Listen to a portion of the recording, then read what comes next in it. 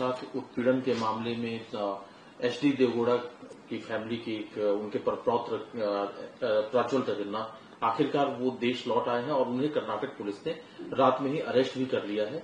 क्या कहना है इस पूरे मामले में? देखिए, देश की सरकार और माननीय प्रधानमंत्री के नेतृत्व में कोई भी व्यक्ति हो, चाहे पक्ष का हो चाहे विपक्ष का हो, उसे पता है कि विदेश से उसे पकड़ के तो लाएंगे ही लाएंगे।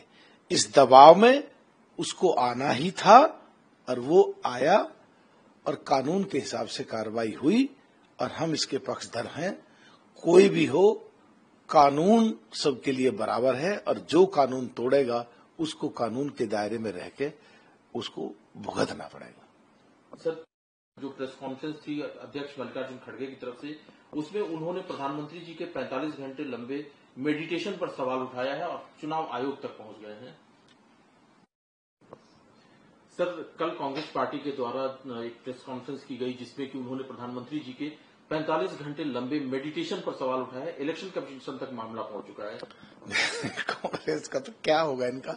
देखिए, 3 साल अध्यक्ष पद खाली रहने के बाद जिस दिन खड़गे साहब अध्यक्ष बने, सनातन धर्म के खिलाफ बोले और सो कॉल्ड इंडिया गठबंधन जितने इनके पार्टनर्स हैं उनमें से निजी स्वार्थ की वजह से कुछ लोग साउथ से भी इनके खिलाफ बोले।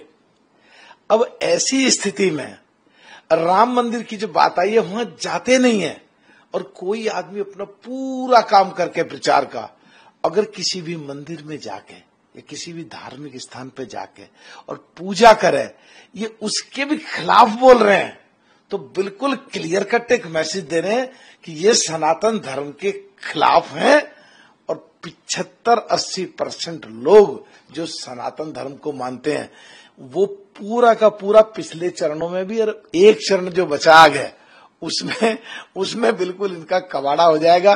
कौन इनका सलाहकार है, कौन सलाहकार नहीं है, क्या बोलते हैं क्या नहीं बोलते हैं, पता नहीं कुछ। लेकिन सर, भूपेश बघेल से करने की क्या जरूरत है? देखिए, किसी का निजी अपना बयान हो सकता है। जहां तक बात है, भगवान ये परमात्मा एक बहुत बड़ी ताकत है जिसकी वजह से पूरी सृष्टि, पूरा देश, पूरे देश के लोग सब चल रहे हैं। सर, कल प्रधानमंत्री जी आएगी और 125 दिन का रोड मैप भी तैयार हो चुका है। पहले 125 दिन का ये जो विश्वास है, ये कॉन्फिडेंस बार बार जो पीएम दिखा रहे हैं, इसके पीछे क्या वजह मानते हैं? देखिए, अगर कोई भी एग्जाम में जाएगा और उसे क्वेश्चन नहीं आते तो वो कंफ्यूज रहेगा और जिसको पूरी तरह क्वेश्चन आते हैं वो पहले से लेके आखिर तक के सारे क्वेश्चन करके टाइम से पहले डिलीवर कर देंगे। ठीक उसी तरह माननीय प्रधानमंत्री जी ने 10 साल मेहनत की है, जो देश को अपनी एक सेवा दी है। विश्व के पटल पे जो देश दिख रहा है वो नीचे तक बिल्कुल ग्राउंड लेवल पर जाकर देखते हैं तो उन्हें पूरी तरह विश्वास है। और जहां तक ये सो कॉल्ड इंडिया गठबंधन के लोग हैं, इनको खुद पे विश्वास ही नहीं है, इनमें कॉन्फिडेंस कहां से आएगा। कभी कहते हैं ईवीएम खिलाफ है जी और हम तो सब हार जाएंगे और हमारा तो संविधान खतरे में और प्रजातंत्र खतरे में और लोकतंत्र खतरे में, कंफ्यूजन में। दूसरी तरफ कहेंगे कि 300 से ऊपर हमारी सीट आ रही है, हम सरकार बनाएंगे। तो ये कंफ्यूज है क्योंकि इनका कोई एक ठोस सोच, नीति देश के लिए, अपने लिए, पार्टी के लिए कुछ है नहीं। और वहां एक सूत्रीय कार्यक्रम है, सुबह सुबह जल्दी उठ करके देश के लिए काम करना, लोगों के लिए काम करना।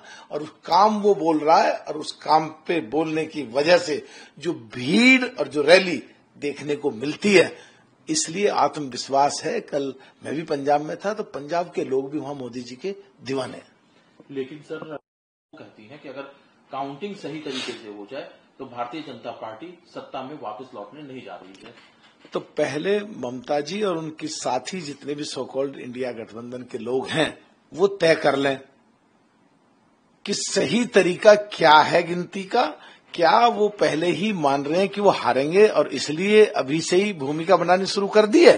और अगर ऐसा है तो फिर वो उनके कुछ लोग, कुछ पार्टी यहां ये क्यों कह रही हैं कि हमारी 300 से ऊपर आएगी, हम सरकार बनाएंगे? तो टोटल कंफ्यूजन की स्थिति है। कहने में क्या जाता, कोई कुछ भी बोल दे। एक सर आखिरी सवाल है, उठाते बताया कि उन्होंने इन चुनावों में हेट स्पीच का इस्तेमाल किया, साथ ही प्रधानमंत्री पद की गरिमा जितना मोदी जी ने गिराई उतना कहीं किसी ने नहीं गिराई, ये सब आरोप है। मुझे लगता है कि किसी भी पूरे विश्व के पटल पे कहीं बात आती है पाकिस्तान की, कहीं बात आती है पीओके की, तो हमारे देश के प्रधानमंत्री निसंकोच और निर्भीकता से जिस तरीके से देश के हित में और पीओके को वापस लेंगे या पाकिस्तान को उसकी औकात दिखाएंगे, जैसा बोलते हैं खुल करके। और उधर मनमोहन सिंह जी कुछ बोलते ही नहीं थे, तो बोलते तो हैं माननीय प्रधानमंत्री जी, अच्छा बोलते हैं तो ना बोलने वाला कुछ तो बोलेगा ही। साथ उत्पीड़न के मामले में एचडी देवगौड़ा की फैमिली की उनके परपौत्र प्रज्वल तगन्ना आखिरकार वो देश लौट आए हैं और उन्हें कर्नाटक पुलिस ने रात में ही अरेस्ट भी कर लिया है। क्या कहना है इस पूरे मामले में? देखिए, देश की सरकार और माननीय प्रधानमंत्री के नेतृत्व में कोई भी व्यक्ति हो, चाहे पक्ष का हो चाहे विपक्ष का हो, उसे पता है कि विदेश से उसे पकड़ के तो लाएंगे ही लाएंगे। इस दबाव में उसको आना ही था और वो आया और कानून के हिसाब से कार्रवाई हुई और हम इसके पक्षधर हैं। कोई भी हो, कानून सबके लिए बराबर है और जो कानून तोड़ेगा उसको कानून के दायरे में रह के उसको भुगतना पड़ेगा। सर, जो प्रेस कॉन्फ्रेंस थी अध्यक्ष मल्लिकार्जुन खड़गे की तरफ से, उसमें उन्होंने प्रधानमंत्री जी के 45 घंटे लंबे मेडिटेशन पर सवाल उठाया है और चुनाव आयोग तक पहुंच गए हैं। सर, कल कांग्रेस पार्टी के द्वारा एक प्रेस कॉन्फ्रेंस की गई जिसमें कि उन्होंने प्रधानमंत्री जी के 45 घंटे लंबे मेडिटेशन पर सवाल उठाया है। इलेक्शन कमीशन तक मामला पहुंच चुका है। कांग्रेस का तो क्या होगा इनका।